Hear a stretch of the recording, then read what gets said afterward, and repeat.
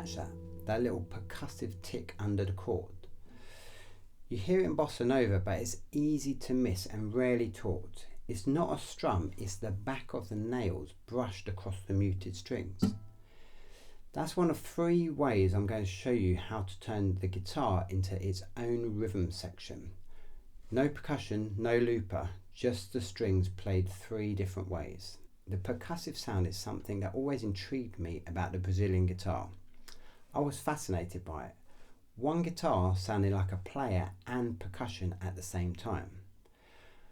But I couldn't work out how the Brazilian masters were actually doing it. There were no videos breaking it down.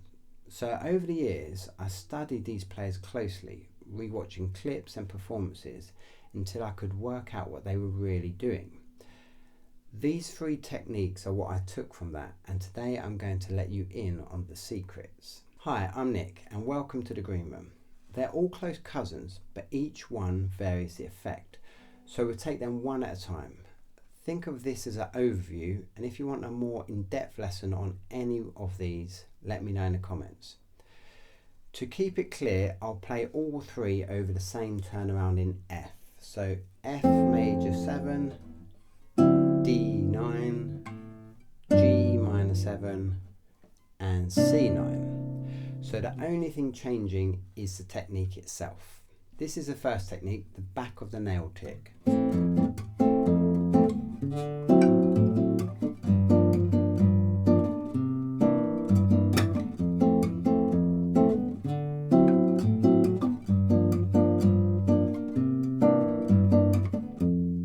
The strings are muted, the left hand rests lightly across the chord shapes, and the sound comes entirely from the right hand.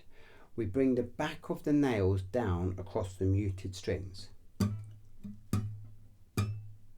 The fingers are relaxed and the movement is small. Each finger strikes 1 string each. It's a tick, it's not a sweep. Just enough to brush the strings and release. The reason it stays subtle is the size of the movement. If the whole hand swings, you get a flamenco style strum. And that's too much for this. Keep it in the fingers, keep it light, and mix it in with the harmony as a soft percussive accent rather than on top of it. We use it to fill the gaps, the chord sounds, and the back nail tick answers in the spaces. This is exactly what's going on in my performance of Trist. It's linked below, so listen out for it. The mistake here is playing it too loud and too scratchy. If it's grabbing the strings, the nails are digging in instead of brushing across. Lighten the contact until it's a tick you can only just hear, then build from there. It should sound like a shaker. How to practice it. Mute the strings with your left hand and work the back nail movement on its own, working just on the tick. Experiment on one of your favourite Bossa Nova patterns. Chord, then tick in the gap. Start by just putting it in once or twice in a bar and then add as you see fit. Keep it soft. The control is the point, not the volume. And the coordination is the part that took me time to learn, so work it in gradually. Now for the next technique. We will call this the muted pluck. This is the one I use the most.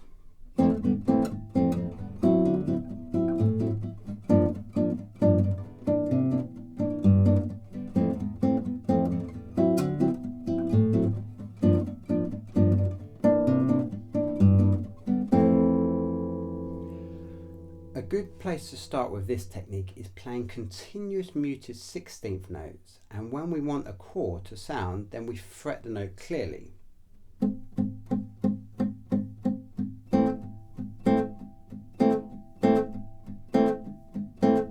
You can keep the thumb playing on the main beats.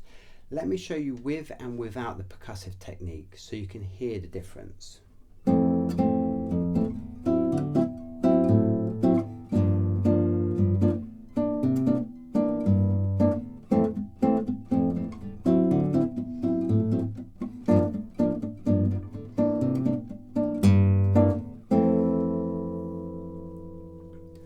I've used it on a turnaround in the Girl from Ipanema, and you can see the performance link below.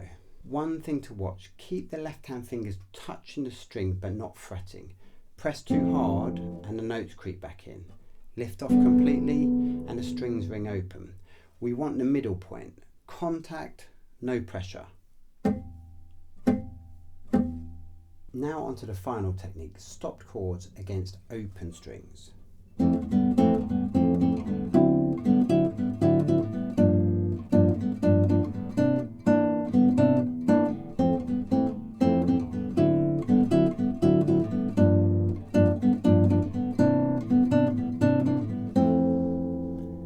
This is the one that creates the tension. Here we've got two things alternating. A stopped chord, fully fretted, then released, and ringing open strings dropped in between the stabs.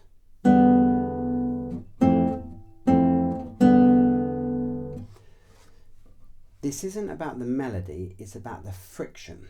The open strings stay fixed whilst the chords move around them. So the open strings start to clash with the chord tones, and that clash is the tension.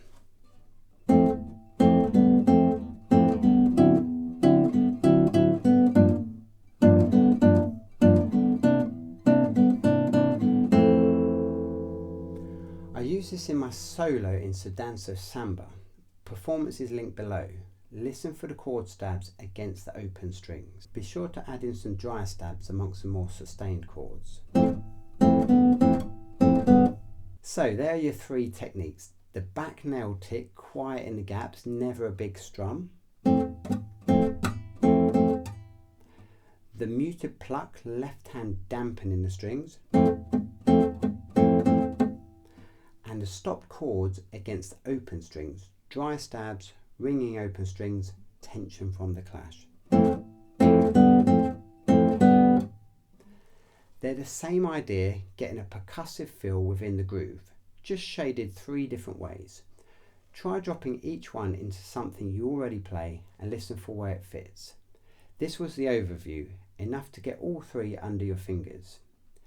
If you'd like a full in-depth lesson on any one of these, tell me which in the comments and I'll make it happen. I've linked my performances below, Trish, the girl from Ipanema and Danza Samba.